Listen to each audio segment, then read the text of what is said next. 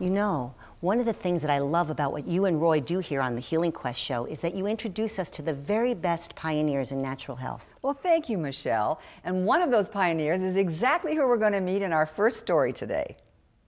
Hi, Aiden. Come on in. Dr. Lindy Woodard and her partners have a thriving pediatric practice in Mill Valley, California.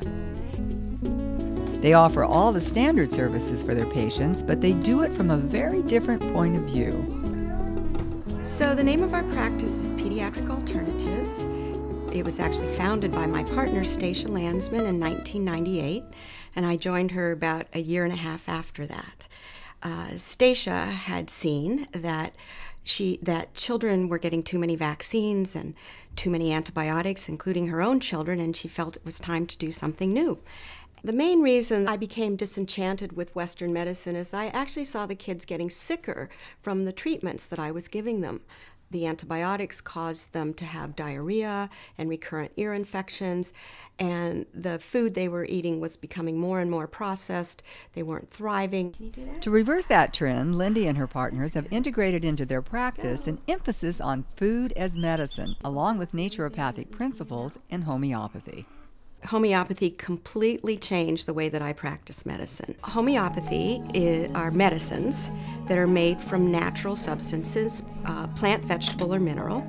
And usually these substances are made into a tincture, almost like herbal medicine. And it's shaken or it's swirled and it's diluted many, many, many times. So there's actually no molecule of the substance left anymore. And at that point, the medicine becomes energetic and actually interacts with the energetic body, with that which causes us to be alive. It's actually our first line of medicine for most of our children. So say a child comes in with an ear infection. So in our practice, we almost never treat ear infections with antibiotics.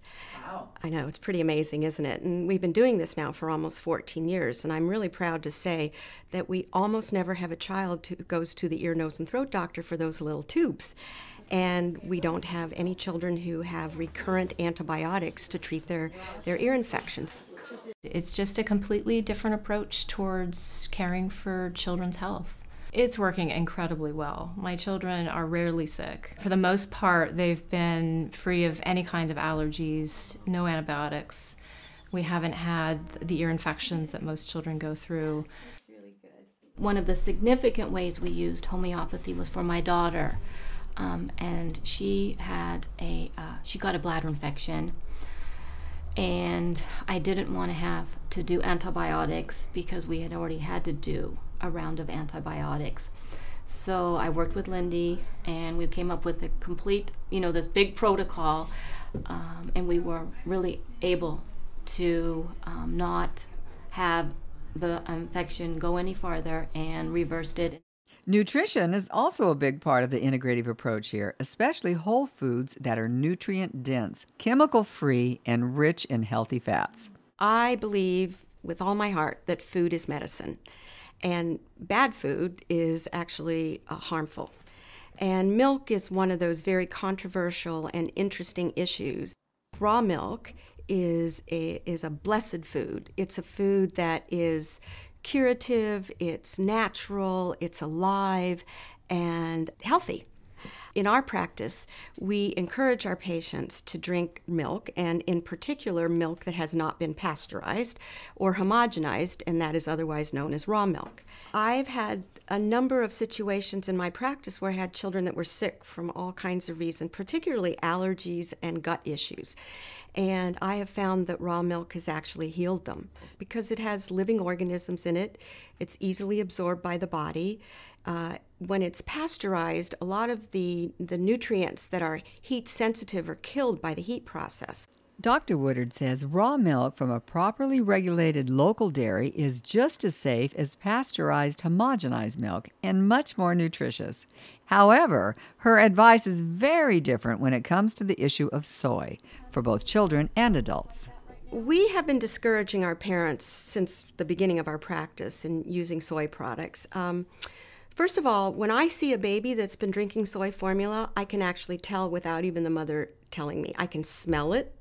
and the baby has kind of a waxy look to them. So I've known that just in my observations for years. And again, the research has pointed out to us that soy has a lot of plant hormones in it that actually competes with our natural hormones. So our body gets confused and stops producing our natural hormones that we need, and we end up having health issues. To avoid those issues, the doctors here encourage moms who can't nurse or who need to supplement their breastfeeding to make formula using a recipe in the Nourishing Traditions cookbook. So I commandeered the kitchen at Lindy's office to see just how easy it is to do this. I convinced Amy to show me how she made the formula for her son Aiden when he was just a baby. The formula is based on raw whole milk and other ingredients including fresh whey, lactose, an infant probiotic, nutritional yeast, gelatin, cod liver oil, olive oil, sunflower oil, and acerola, a natural form of vitamin C.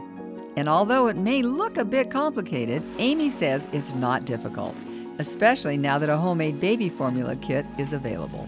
So you could buy the kit for 6 months where you'd have everything you needed, excluding the raw milk, the cream, and the whey.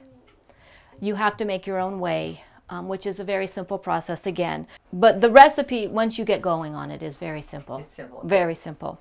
And the source of that recipe, the Nourishing Traditions cookbook, also turns out to be very important here in many, many ways. We consider it the Bible in our practice, so I give them an assignment to read the introduction to all the chapters and to pick and choose what's interesting to them. Maybe some bone broth, maybe some raw milk, soaking their grains to make them more bioavailable and digestible. So that's how we teach nutrition in our practice. It's a wonderful, rich source of recipes and nutritional advice and the reason why certain foods are medicine. I think it really sets a standard for whole food nutrition in this culture. Very, very needed.